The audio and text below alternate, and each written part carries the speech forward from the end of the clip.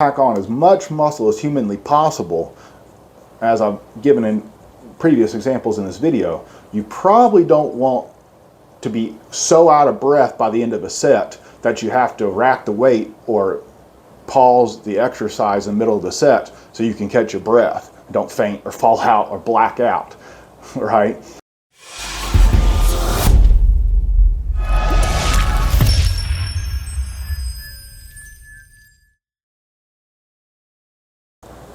Hey everybody, I'm Nathan from Life Shift Fitness. Today I'm going to be answering the question, can I use weightlifting for cardio? That's this week's video.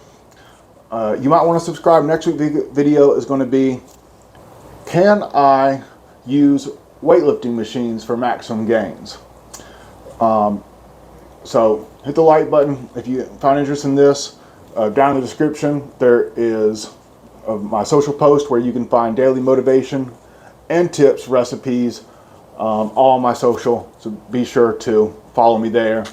Click the links below if you have any questions. So in all my years of personal training, I've come across these frequently asked questions. So getting right into the one today, can I use weightlifting as cardio? So first of all, what counts as cardio? Cardiovascular training is usually anything that elevates your heart rate for a sustained period of time. Now, this has two benefits in the fitness space, both for cardiovascular health and to increase your calorie expenditure, to burn calories. What is the purpose of weight training? The purpose of weight training and lifting weights is to cause micro tears in the muscle fibers, which your body then goes in and repairs and builds back stronger to prevent the muscles from being as easily broken down in the future. So this is called an adaptation response. So your body adapts to the stimulus of weightlifting in the condition that you're taking in enough protein and nutrients. It adapts to the weightlifting by making your muscles bigger and stronger. Can you build muscle doing cardio? In some cases, it is possible. Can you raise your heart rate while lifting? Definitely. But is it practical for these two things to align? Could you do cardio to build muscle or lift weights for your cardiovascular training? So that's all the nuances of these subjects, what we're going to be talking about today. So as a beginner, meaning you're in your first 6 to 12 months of training,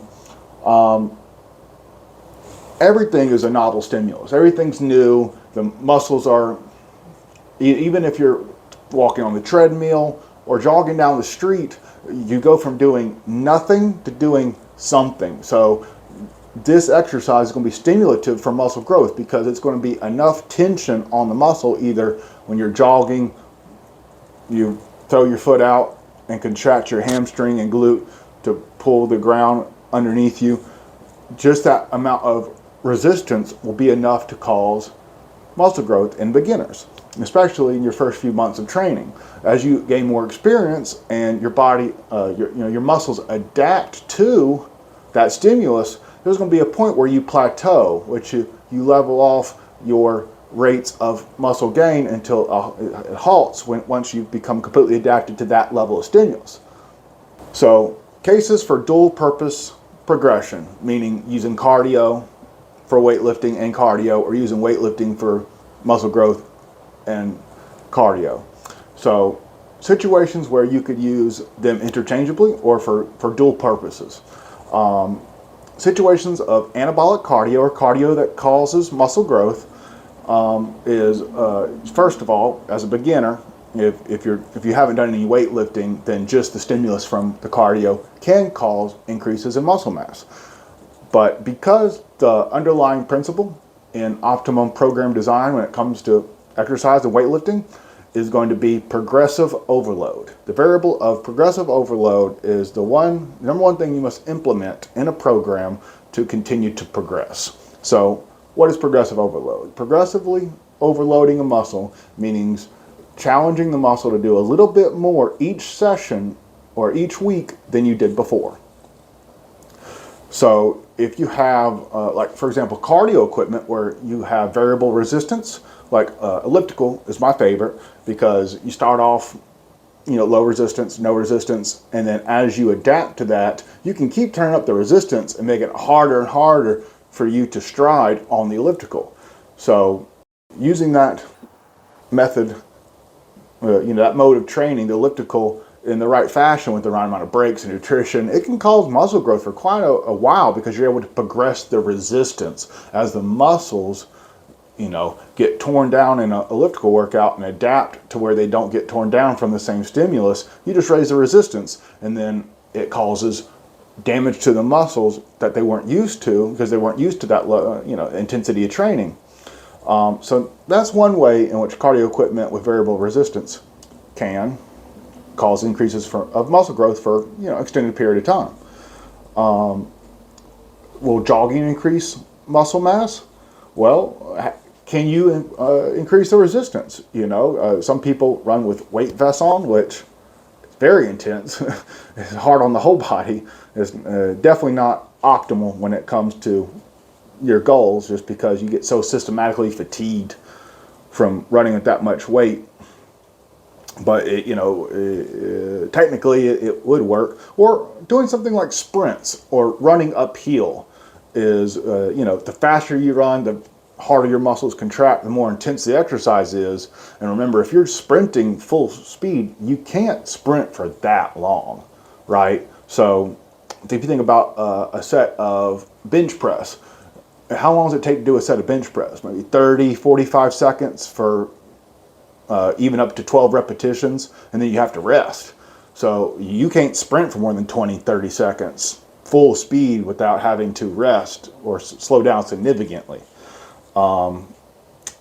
So that's a really intense style of exercise. That causes some muscle growth up to a point of adaptation. Or running uphill, of course, would add resistance. So that's where using cardio might also be beneficial for growing muscle, strengthening muscle. So what situations will weight training increase your cardiovascular capacity or your VO2 max? The VO2 max is the volume of oxygen that your body can use at one time during exercise.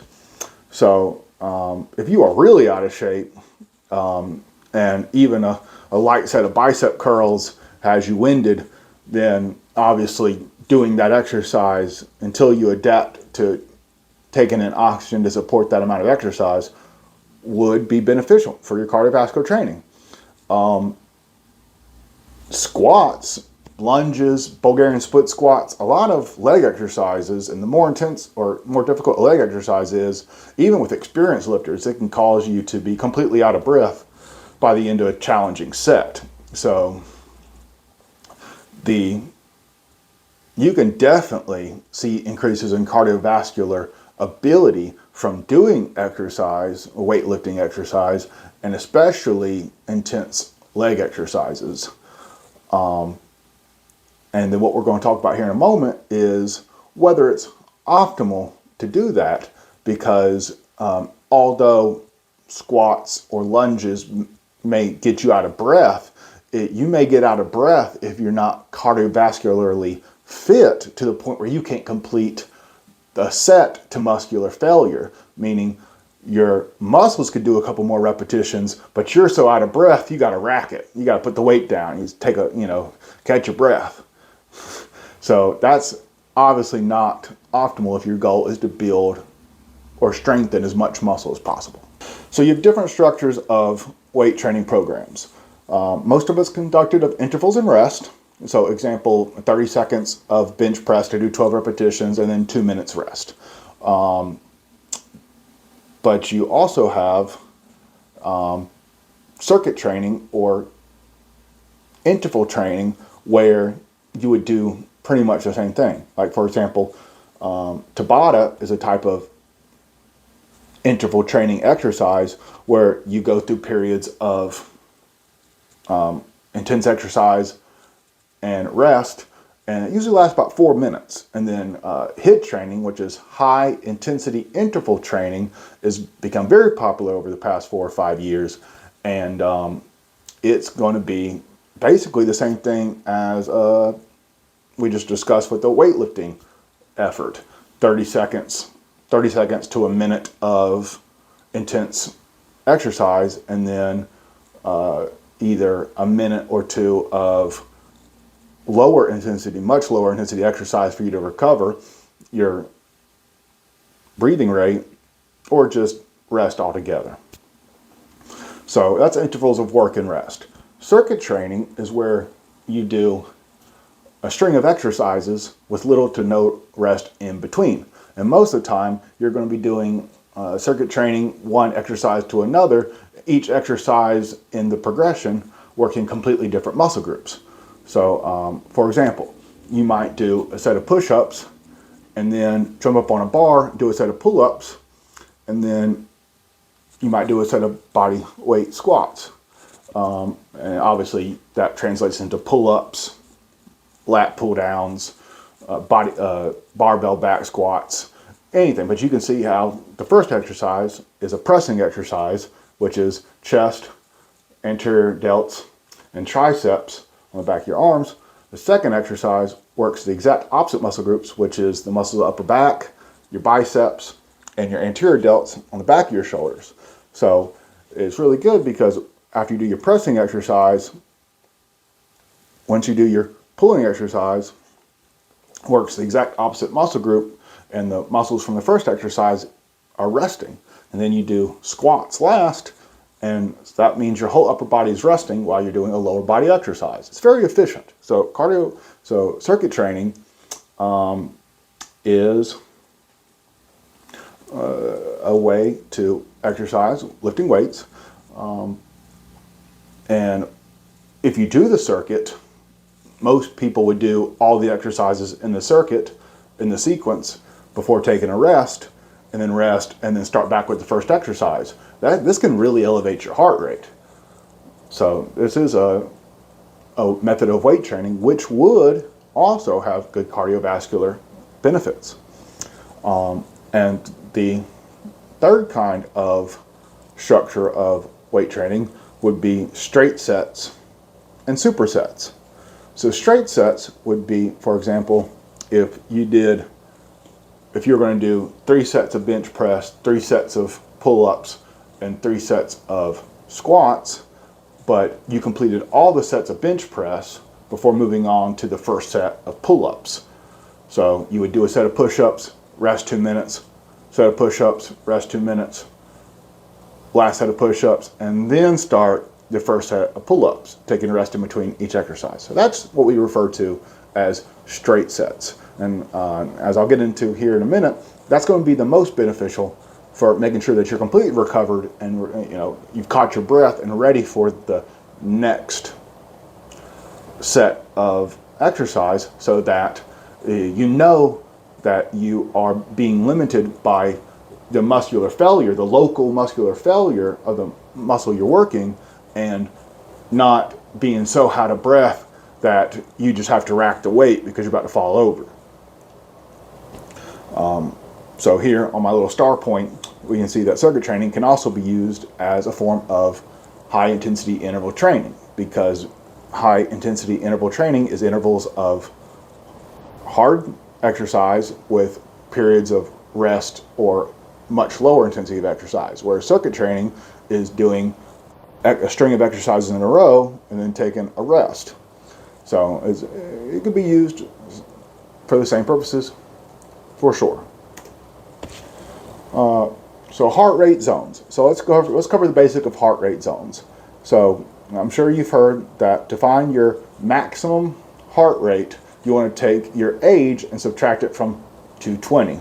So for example, I'm 32. So if you subtract 32 from 220, you're going to see 188. So my maximum heart rate for my age is 188. And then you have your heart rate zones that you can calculate off of that, because obviously if you were to stay at your maximum heart rate, you would be very tired very quickly. That's very intense exercise. Not many people can sustain that level of cardiovascular training, especially not, you start off with lower intensity cardio and then work your way up to when you've increased your cardio capacity and muscle endurance to where you can handle that kind of intensity. So lower intensity is 50 to 60% of your maximum heart rate. The temperate zone is 60 to 70%, and aerobic zone is 70 to 80%. And remember, the more intensity you use in your cardiovascular exercise, meaning the higher percentage you are using of your heart rate max, then the more calories you're going to be burning per unit of time. So, can you use weightlifting for cardio? The simple answer is yes. You can definitely use weightlifting to improve your cardiovascular health, improve metabolic health, and burn a lot of calories. These are all great benefits for general health and fitness goals. But what if you have more size and strength oriented goals and you really want to pack on as much muscle as possible? Let's find out. So let's talk about where lifting for cardio would not be optimal. So if you're trying to pack on as much muscle as humanly possible, as I've given in previous examples in this video, you probably don't want to be so out of breath by the end of a set that you have to rack the weight or pause the exercise in the middle of the set so you can catch your breath, don't faint or fall out or black out, right? So you can't do both simultaneously. You can't both increase your cardiovascular health as quickly as possible and increase your muscle size or strength as quickly as possible. And this is a principle in exercise science we call specificity.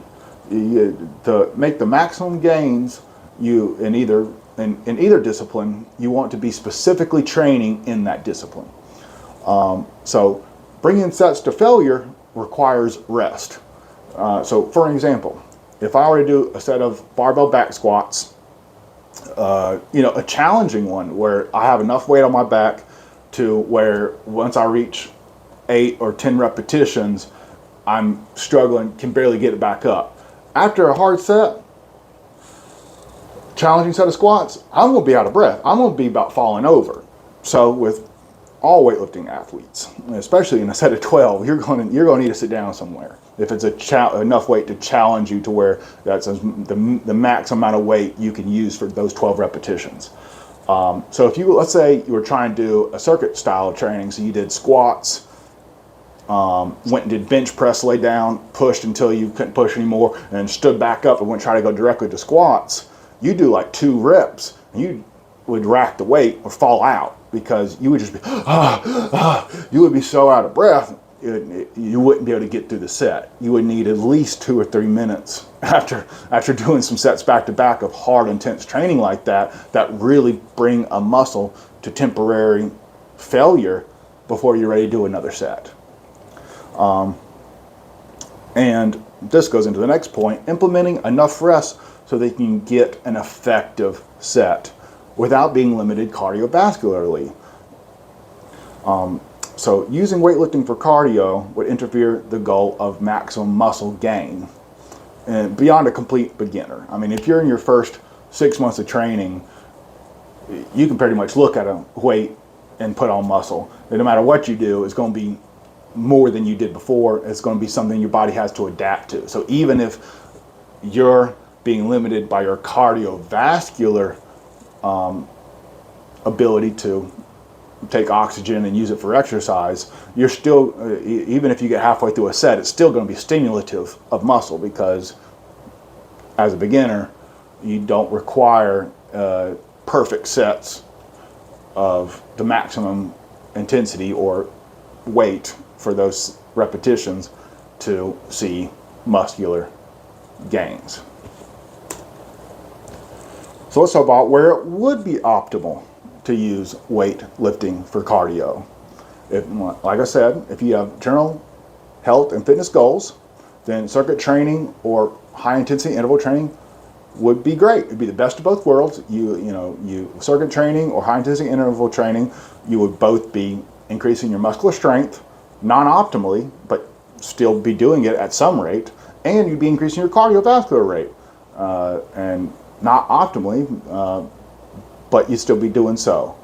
And it's a huge time saver. I mean, if you just have general health and fitness goals, if you could get stronger, but you're not concerned with being the strongest, or you want to put on muscle, but you're not concerned with being the biggest or putting on muscle in the shortest amount of time, and you also want to be in shape and good, cardiovascular health, then it's a time saver to do both at the same time with those two methodologies.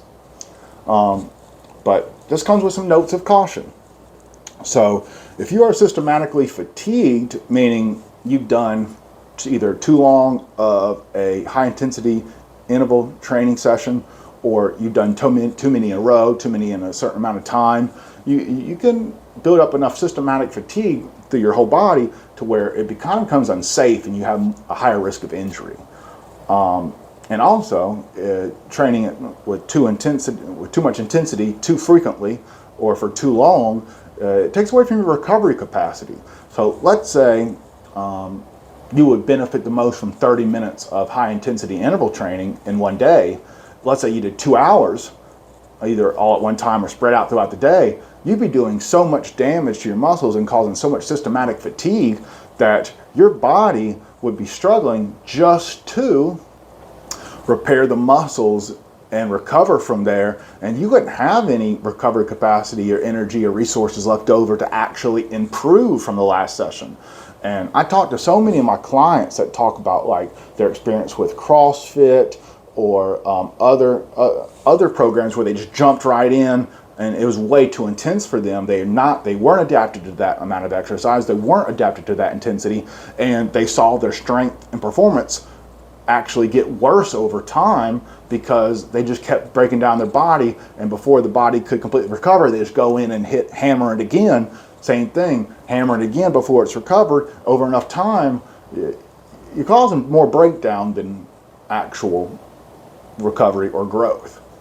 So that's how too high a frequency with too much intensity affects the relation of fatigue and performance. You're so fatigued and broke down that your performance suffers. So my recommendations: if your goal is general health and fitness, start off 3 times a week with HIIT, which is high intensity interval training or circuit training, for about 30 minutes per each one of those 3 days. And after 3 to 4 weeks, try to increase to maybe 4 days a week. Or after a month or two, you may be ready to do HIIT training 4 times a week for 45 minutes. But you want to pay attention to your ability to recover, how you feel in between sessions. If you feel like you got hit by a truck by the end of the second week, you need to either do less sessions per week or reduce the time of each session. So let's say after 2 weeks you feel like you get up in the morning and you just feel like you've been hit by a truck. The next day, same thing, you're not recovering. Then instead of doing 3 30-minute workouts, maybe you do 3 15-minute workouts and get adapted to that and then increase. Now I want to also say that you want to make sure you're taking in enough protein and calories to support this. So if you have any questions about that, definitely drop a comment, send me an email, all the links are in the description.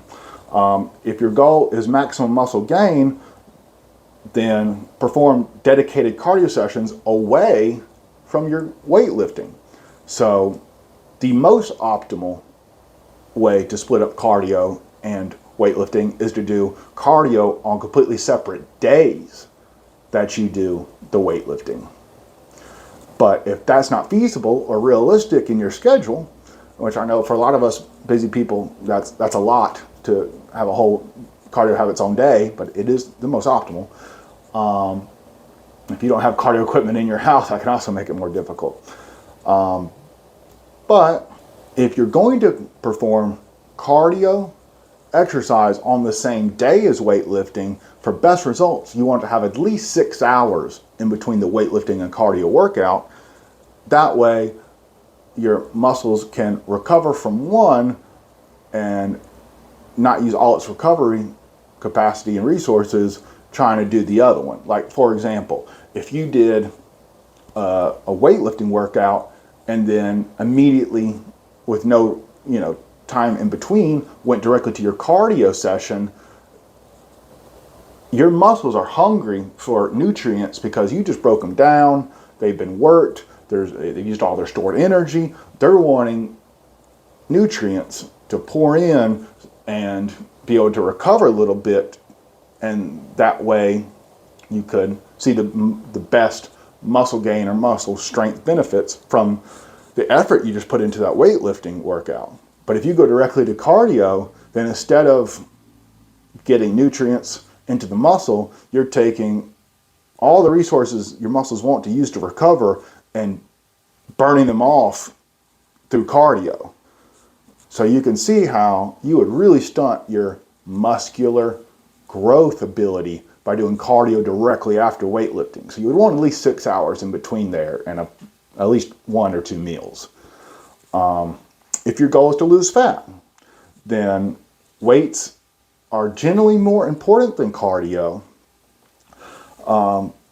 because when you increase your muscle mass, you actually burn more calories around the clock. Building muscle takes calories to recover from the weight training workouts, but once you have the muscle built, it takes a lot of calories to maintain that muscle, and that means you're burning calories even while you're sleeping. And then you want to add in cardio, if your goal is to lose fat, to keep your calorie expenditure high so that you're burning more calories on average than you're consuming.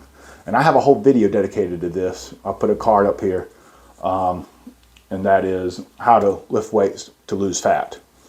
And the fourth recommendation is what I do with my clients. With my clients, I ask them to train with weights 3 times per week, or resistance exercise 3 times a week, and then do 2 to 3 cardio sessions a week. And depending on their experience level or their goals, their cardio sessions might start off being 2 20-minute sessions per week, and then as they progress, build up to 3 30-minute sessions. And then if we really want to see some fat come off, we might do hour-long sessions of low-intensity cardio. So that's the situations where you can use weightlifting as cardio. If you're confused on how to use systematic, progressive overload in a program, or you're not sure how to balance recovery and fatigue to see maximum gains, if you're not sure how to find your maintenance calories or put yourself in a calorie deficit, or if you don't feel like it or you don't have time to do either of those things, then just message me. All the links are down there in the description. I would be glad to help you figure it out. So remember, you want to subscribe, because next week's video is going to be how effective are weight machines for building muscle. The video description has my social links. Follow my Facebook, Instagram. I got daily tips, recipes, amazing content. Definitely follow me there. You can contact me in the links below. All right. I am Nathan with LifeShift Fitness. I'm a licensed professor and a certified personal trainer. And I'll see you in the next one.